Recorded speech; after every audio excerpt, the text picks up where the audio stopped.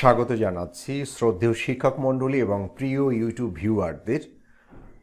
শিক্ষা প্রতিষ্ঠান এমপিওভুক্তি সংক্রান্ত তথ্য দেওয়ার চেষ্টা করব। দৈনিক শিক্ষা .com থেকে আমরা যে তথ্য জানতে পারছি, এখানে বলা হচ্ছে শিক্ষা প্রতিষ্ঠান এমপিওভুক্তির ঘোষণা মার্চের মধ্যেই, অর্থাৎ চলতি বছরেই।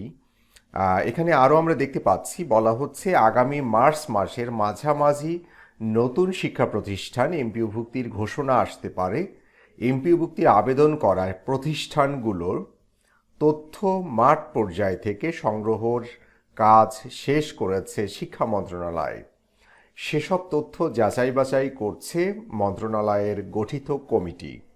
নতুন অন্তর্ভুক্ত প্রতিষ্ঠানের শিক্ষক কর্মচারীরা চলতি অর্থ বছর থেকেই এমপিও সুবিধা পাবেন।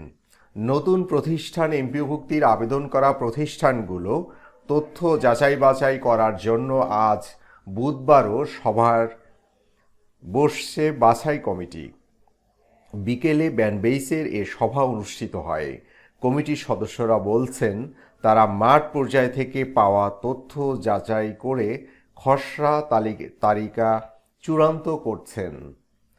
এবং এ বিষয়ে জানতে চাইলে অতিরিক্ত সচিব ও বাছাই কমিটির আহ্বায়ক ফৌজিয়া জাফরিন গতকাল মঙ্গলবার সন্ধ্যায় দৈনিক আমাদের বার্তাকে বলেন, নতুন প্রতিষ্ঠান এমপিওভুক্তির ঘোষণা মধ্য মার্চে আসতে পারে। আগামী মার্চ মাসের দ্বিতীয় বা তৃতীয় সপ্তাহে নির্বাচিত প্রতিষ্ঠানের তালিকা প্রকাশ হতে পারে। এখন প্রতিষ্ঠানের তথ্য যাচাই বাছাই চলছে। এর আগে শিক্ষা মন্ত্রণালয়ে মাধ্যমিক ও উচ্চশিক্ষা বিভাগ থেকে মাঠ পর্যায়ে জেলা প্রশাসনের কাছ থেকে শিক্ষা প্রতিষ্ঠান জমি সংক্রান্ত ও শিক্ষা বোর্ডগুলোর কাছে প্রতিষ্ঠানের শিক্ষার্থীদের তথ্য চাওয়া হয়েছিল।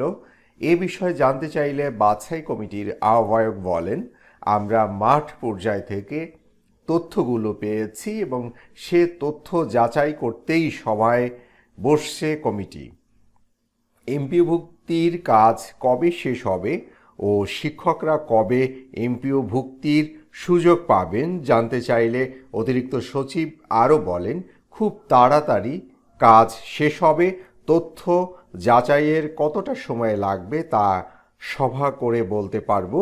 তবে মধ্য মার্চে এমপিওভুক্তির ঘোষণা দেওয়ার লক্ষ্যে নির্ধারণ করা হয়েছে। নতুন এমপিওভুক্ত প্রতিষ্ঠানগুলোর শিক্ষক কর্মচারীরা চলতি অর্থ বছর থেকেই এমপিও সুবিধা পাবেন বলেও জানান বাছাই কমিটির আহ্বায়ক। এবং এদিকে গত বছর 30 সেপ্টেম্বর বেসরকারি শিক্ষা প্রতিষ্ঠান, স্কুল ও কলেজ এমপিওভুক্ত করতে গণবিজ্ঞপ্তি প্রকাশ করে শিক্ষা মন্ত্রণালয়। তারপর 7 নভেম্বর এমপিওভুক্তির আবেদন যাচাই বাছাইয়ের জন্য 9 সদস্যের কমিটি গঠন করা হয় এবং একই সঙ্গে এই কমিটিকে সহায়তা করতে আরও 4 সদস্যের একটি উপকমিটি গঠন করা হয়।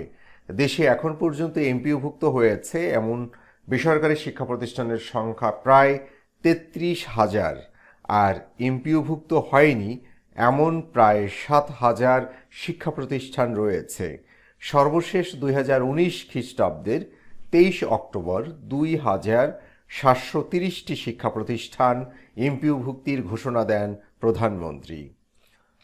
তাহলে আমরা এই সংক্রান্ত আরও কোনো তথ্য পেলে আমরা সঙ্গে সঙ্গে আমাদের ইউটিউব চ্যানেলে জানিয়ে দেওয়া হবে।